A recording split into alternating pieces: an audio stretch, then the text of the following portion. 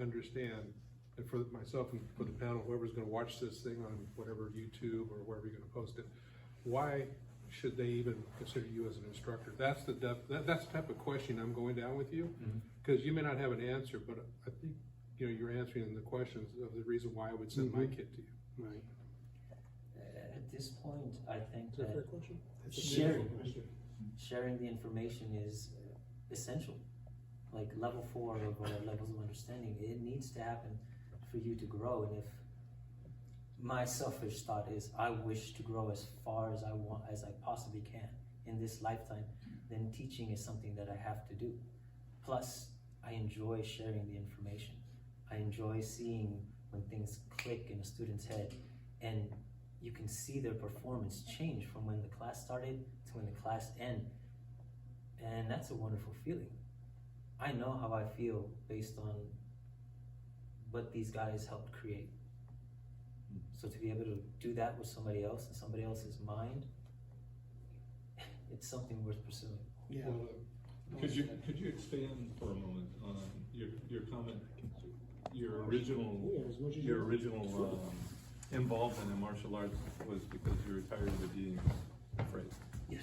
Expand on how the martial arts has become your lifestyle and your daily life, not in the dojo, Yeah. but at work, walking the streets, whatever. This art specifically has focused on training the mind. My mind was everywhere, scattered. It would go a million different directions, a million miles per hour. But because I've taken the time to really understand what's in front of me, something that I have no experience in whatsoever, it's slowed down and I can see a lot more than what I used to. And because of that, I can take information in, I'm calmer because I understand there really is no threat right now. Not because of what I can do physically, but because I generally see no threat. Now, if a day came where there was one, then I think I have enough know-how up here to simply avoid it. And if I can't, well then at least I'm comfortable knowing that I'm going to do everything I possibly can physically to get out of it. And that has brought such a calm into my life. My patience has gone up, my self-control, and the dexterity of my mind to be able to solve problems has expanded in ways that I never imagined. Plus, it's a real good ego killer, so I think I get along a lot better with people because of it. That's true. Do you find, since you've been with a bladed mind, that picking up things from other instructors and other movements and other techniques have become a little bit more easier for you, or did you already have that prior? I thought I did. I generally thought that I was a fast learner. And crashing into that man and that guy over there several times, There you go. going way too fast, I realized that no, I wasn't that smart of a learner. And I've learned to put myself aside because of the bladed mind. And yes, now I do pick things up a lot quicker because I'm not trying to put my ideas into the mix. I'm trying to understand first, comprehend what's in front of me, and then make it work, not the other way around. Well, So your definition of martial arts would be at this point, what would that be? With everything that you just said. For me, it's become a way of self-growth. And that's the most basic, but at the same time, I do view martial arts in the context of, it's a way of hurting people. It really is. It was developed through wars, through conflict, for the sake of being more efficient. For some people, it was carried on as a way to protect themselves from those who have become efficient in hurting others. But I think at this point, being in the way that our societies are, we don't need that as much as we need protection from ourselves. And that, to me, is what the martial arts are now, is the way, whatever art it may be, if taught correctly, in the right context, will develop far better people than what they started off as. At least it has in my personal experience. So it's more than punching and kicking and beating people down. It's a big part of it, but It's a physical representation of what goes on in your head. Because if we're talking from the sense of self-protection, you have to understand what your opponent is seeing. You have to understand the regression. Violence is not something that is necessarily taught. It's something that exists in our environment. Pure and simple. Of the hundreds and thousands of inmates in prison, how many of them were trained to do the things that they did? The violent offenders, anyways. Hardly any, if at all. Simply because that's part of the environment that they grew up. They became efficient in it because they had to. Now, I never had to. But those people still exist. Which means I need to have an understanding of it to be able to defend myself from it. Even if it is, hey, that guy's being loud and obnoxious, you know what? I'm not gonna say anything, I'm just gonna avoid him altogether before it even becomes that. Because you don't know, but it does exist. So to understand the physical aspect of it is to understand how that mentality can go sideways really fast and how quickly you can actually hurt you or other people. And if we don't understand that, then I think we're missing the point of self-control. Because you don't see the other end. so you're saying that a big part of martial arts is to understand yourself. Understand yourself and understand the potential violence. And understand your growth, and understand through your eyes the world around you, how you perceive it. I would say that is part of your fifth level of understanding. That's To my understand interpretation. how it all came to be, right? Everything that you've said so far, from the beginning to this, I see that growth in you, and that's where your fifth level should be. Fifth level is also ongoing, ever growing. And who you think, what you think your fifth level is right now can change into something better for yourself. That's part of the fun of continuing to do it. There it is. So it kind of comes full circle with everything that's the questions that the panel had for you. You, in your mind, knew what you were going to say to every one of those things. You kind of thought it out, as we do in the Blade of My Mentality. How am I going to go into this before I even begin to talk?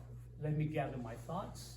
Let it flow into one subject to the next to the next. That, for me, is I see you have a fifth level. Beginning students, they just want to learn. I don't care what happens later. I just want to learn right now. But when you start to open your doors, that you start to say, teacher, I don't agree. Let's put that to the test. That is when you decided that everything I know right now is my fifth level, but my fifth level is telling me that doesn't work. That's growth, right? And it's there. All right. And to just clarify, it may not work for him. Right. So Right. that's Yeah. see, this is what That's I love growth about as well. what's going on here. Is in the end, I was just telling your teacher that, the answers you're giving. So the depth of questions that I give people in testing will determine how much I value what you're putting out.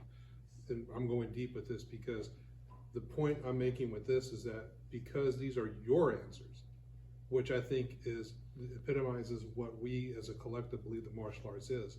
It's not just a rehearse, okay, here's the 10 questions we're gonna ask you in your black belt. There's nothing wrong with that. You should know those types of things. But the depth of questions that you have to answer on your own really, I think, shows everybody here and everybody else who's watching why they should either A, seek you out, or when you're in your presence, have a conversation with you. Because that's how you're gonna propagate this which is being handed to you. And that's My thing, all these guys here, they're a lot better than I am. She's better than I am. I'm gonna tell you that right now. Point I'm making is, what I wanna make sure that you get from me is that the responsibility that is being bestowed upon you if you accept this today. Fair? Yeah. Thank you. I have a question. How do you set the mindset of a person that's learning in the beginning not to be a violent person, not to train for violence? Good question. You're getting good ones. Yeah, you know. It's on you, Black Belt. Ah, yes. Alleged. Alleged black belt it is. Well, the truth is, we've actually turned away people based on the way that they approach the learning process to begin with. Danny usually has a conversation, a fairly long conversation with each potential student of where their mindset is in reference to what they wish to accomplish. And certain people already have that within them. There was a gentleman who asked Rico if he could teach him how to get out of handcuffs while he's being handcuffed by a police officer. And it's within this conversation that you can find out what kind of person they really are. But if in through the training you start seeing aggression, as was my case, I was overly aggressive when I didn't need to be, and I was overly passive when I didn't need to be. I was a bit of a both sides depending on the day and where my hormones were at that time. But some people will exhibit more of a aggressive mentality, in which case they're either going to quit, because every time they do, we slow them down. We physically slow them down. And hopefully in that time they see beyond their aggression. Or we make a joke and make them laugh. Because when you're laughing, it's kind of hard to be angry. And we keep it light that way because we are training how to hurt people if they're trying to hurt us, and only if they're trying to hurt us. So if we don't keep it light and fun and laughing, then we're more likely going to create somebody who's going to be more aggressive and angry later on. So that's the biggest way that we keep people from becoming that way, is we laugh with them. We make them laugh. And if we can't, then they usually quit, in which case we're probably better off as a school without them. So before you turn them away, you will try to turn them to the... Yes, we are there to share what we know, because that's what we enjoy doing. And if you're willing to take what we're saying, then we'll be friends. And if you're not, well, then hopefully you find someone that you do connect with, and you do learn, and you do get away from those aggressive tendencies and live a happier life overall. But we won't turn away somebody that is willing to learn, unless what they're willing to learn is how to get out of handcuffs from a cop. I would question your judgment. No. No, he was not a cop. So at what point did your mindset change? And can you remember that? I had to Went from slap him. being aggressive to passive, to all of a sudden accepting Well, he yourself. kind of gave the quick answer. He did have to put me in my place at one point. I was advancing. I was there 2-3 times a week training, and I was getting pretty good at the physical thing, but I was missing the mental. So I did become a different kind of arrogant. Not that I wasn't arrogant prior to that, but I also was riddled with insecurities. Now my arrogance overshadowed those insecurities, and well, Rick was upset.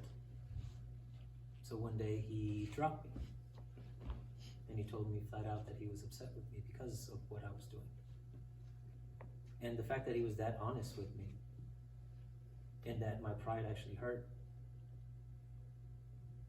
I didn't take it for granted. That pain that I felt. Shut up. Go get those handcuffs. So the pain I felt in my ego was what helped me overcome that. Because I had to accept that, yeah, that's how I was, and it's not who I wanted to be. So why did you stay? In the world of entitlement today, why the hell did you stay if you had this ego and this whole thing, and this man dropped you and you didn't like it, obviously? Why did you stay? because I respect honesty. I always thought myself to be an honest person.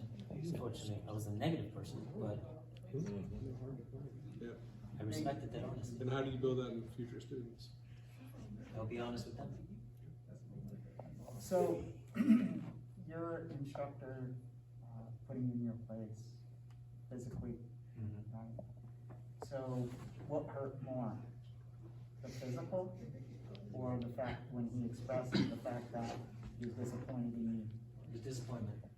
Because being you were both sides of that spectrum, you know, you could go either way with it, right? And you could run, or you could try to get aggressive back, which would be a smart thing to do, right? But past that, when he told you he was disappointed, and this is the result of why it happened, how did that affect you? It pushed me. It pushed me to truly slow down and take in the words that he was giving me, the lessons behind the lessons. Became far more important than anything physical. Because that part, there's always going to be somebody better, somebody stronger, somebody faster. But that's not the point of doing martial arts. If you're competing, sure, you want to be the best. But I'm not competing. I just wanted to survive. So to be reminded of what my original goal was, in a very disappointing manner, really humbled me to really take those lessons to heart and let go of that. And then I started growing. So is there a spiritual side to it? I wouldn't call it spiritual in the sense that it can be relayed to anyone.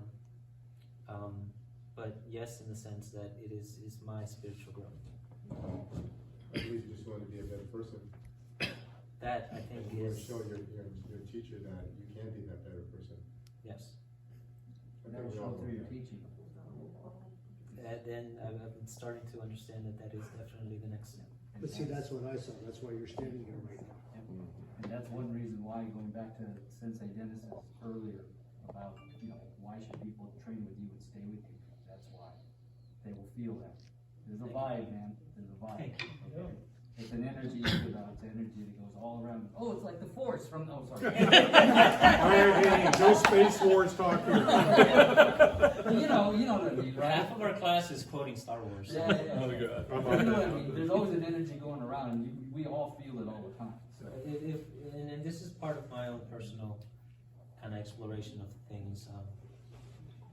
That's what thoughts are. Thoughts are energy. So, Even if you want to get go ahead, please. if you want to get down to a neurological level, there's no such thing as muscle memory. Muscles don't have memory. True. What it is neural pathways that over repetition get thicker. So the information or the energy that goes thought to movement becomes faster, faster, faster, faster. Because these layers and layers of actual protein cover those neurological pathways, and that's how the information, it's like insulating wire. It works better. But that doesn't come from just the physical. It comes from the understanding of why you're doing the physical, what makes it work. Which is why the blade of mind starts with what's up here. The physical will come over time. But if you can understand it, then it comes a lot faster. And it grows even stronger because of it. I don't teach that to the students, that's just my own understanding. Well, how would you convey that to a student? That's an important concept for a student, or any martial artist to learn.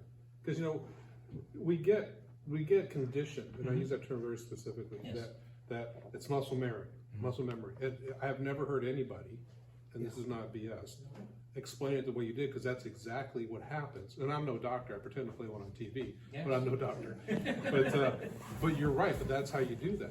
And, you know, I think that's important, that gets conveyed to the students, so they have an understanding of what's truly occurring. Well, the way that we do that is actually, if you were to just give people information, your brain will automatically start filtering. Oh, I don't like this guy, so I'm not really gonna listen to him. Or I don't like what he said, so I'm gonna put up this wall. And everyone does that naturally. We learn it from an animalistic sense of understanding, oh, danger, danger, danger. I'm safe, I can drink the water. So what we do in order to bypass that is that we give people exercises, and we use very specific verbiage. And we explain, before we show them something, what's actually going to be shown, what the intent of it is, and what it can become later on. And because we give them that, then they're just curious, well, what does it mean by that? So now the physical stuff becomes an association on an idea that they've already accepted. So instead of me trying to push things into your head, I'm actually just making connections and peeling back layers. So then your understanding becomes your understanding and not what I taught you. Eventually, as we get to this particular level, each student is going to develop their own way of explaining this particular aspect. But it's something that we all do, or we've all been doing as instructors to our students.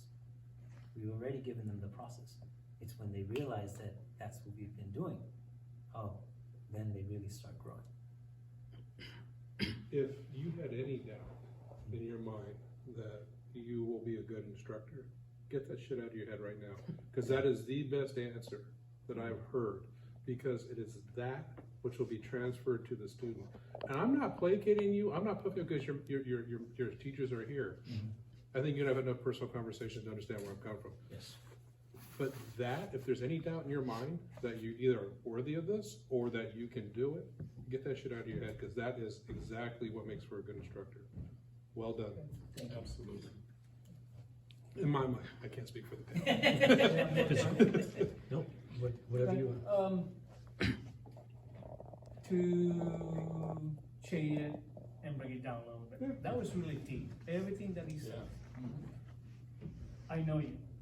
I see that in him and his mannerisms. You just, if you're with him and you stay long enough, you will become almost like him, right? Outside of being his call. So anyway, I want you to move a little bit. Right, we're gonna talk about the clock system, which is what we've adapted to from my base. We had converted it for communication. We have the clock system and how we treat that with our weapons. After you do that with your weapons, then you will show this footwork using the clock system and how we teach it.